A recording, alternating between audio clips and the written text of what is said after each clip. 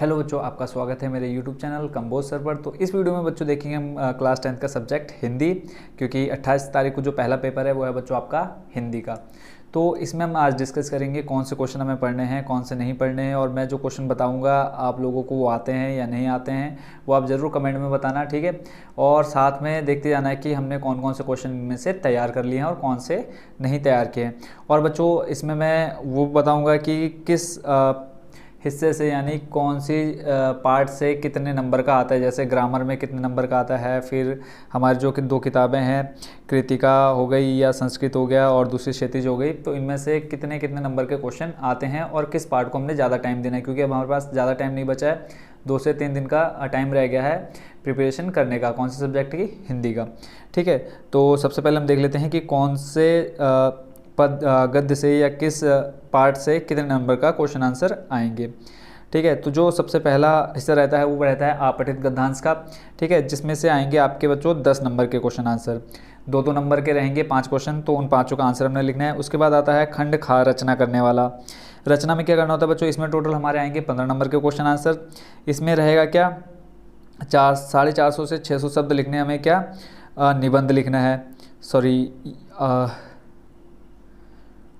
ठीक हो गया। इसमें जो खा नंबर में, उसमें फर्स्ट नंबर में क्या लिखना है? निबंध लिखना है 200 से 300 शब्दों के बीच में। फिर जो ये है बच्चों 10 नंबर का, सेकंड जो इसमें है वो है पत्र लेखन, यानी आपने पत्र लिखना है। औपचारिक और अनौपचारिक 2 प्रकार के पत्र होते हैं, आपने पढ़े होंगे अभी तक, ठीक है। तो वो हमारा एक जो एप्लीकेशन लिखने को आएगा, पत्र लिखने को आएगा, वो आएगा 5 नंबर का। निबंध 10 नंबर और एप्लीकेशन 5 नंबर, तो टोटल 15 नंबर ही हो गए। और 10 नंबर आपठित गद्यांश यानी 25 नंबर हो गए। 100 नंबर का आपका टोटल पेपर होता है।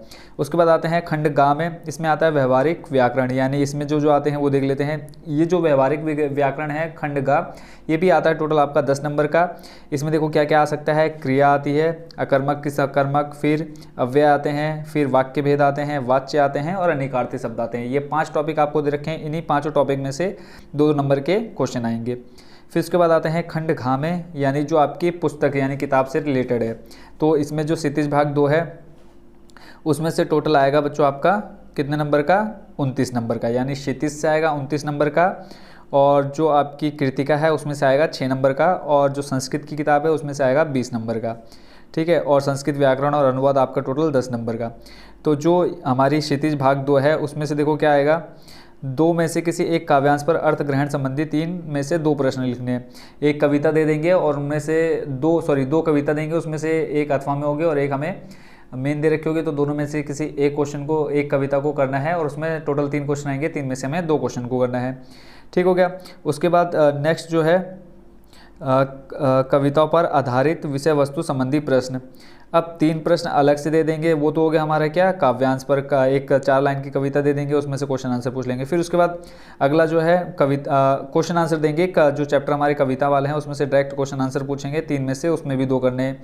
ये जो क्वेश्चन होंगे हमारे 3-3 नंबर के होंगे, यानी 6 नंबर का ये, और इससे पहले वाले जो हमने 2 पढ़ा वो भी कितने नंबर का? 3-3, 6 नंबर का वो और 6 नंबर का ये। फिर है कविताओं के संदेश जीवन मूल्यों पर आधारित 2 लघुत्रात्मक प्रश्न है। ये टोटल हमारे 2-2 नंबर यानी 4 नंबर के ही आएंगे। फिर 2 में से एक गद्यांश पर अर्थ ग्रहण संबंधी 2 प्रश्न आएंगे, ये भी 4 नंबर के। फिर है गद्य पाठों के विचार संदेश से संबंधित 3 में से 2 प्रश्न करने हैं। तो टोटल ये हमारे हो जाएंगे कितने नंबर के? 6-6 12, 12-4 16, 16-4 20-4 24। फिर उसके बाद एक और बचा है क्या, गद्य पाठों के विचार संदेश से संबंधित 2 लघुत्रात्मक प्रश्न। ये आएंगे टोटल, एक 3 नंबर का, एक 2 नंबर का, 5 नंबर का ये आएगा। तो 29 नंबर ही हो गया। उसके बाद कृतिका भाग 2 में देखते हैं क्या है, पाठों पर आधारित 4 में से 3 लघुत्रात्मक प्रश्न करने हैं, यानी 3 लघु टाइप के प्रश्न आएंगे, 4 में से 3 करने हैं। तो ये हमारे 2-2 नंबर के आएंगे, तो 6 नंबर का ये हो गया। उसके बाद आते हैं पाठ्यपुस्तक संस्कृत विनोदनी पर। तो इसमें देखो ये जो टोटल आएगा आपका 20 नंबर का आएगा, ठीक है। और 20 इसमें से जो आपका संस्कृत व्याकरण है और अनुवाद है वो आएगा 10 नंबर का। तो इस तरह से बच्चों ये आपके 100 नंबर हो जाते हैं।